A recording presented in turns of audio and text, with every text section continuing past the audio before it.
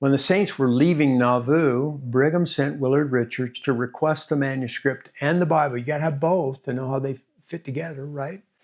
Emma refused, stating that the manuscript and Bible were Smith family property. We're just going to bring up these two to show you where the manuscript and the Bible end up. First of all, the manuscript and then the Bible. Joseph Smith III comes, Emma gives him the manuscript, and that will later end up with Israel Alexander Smith.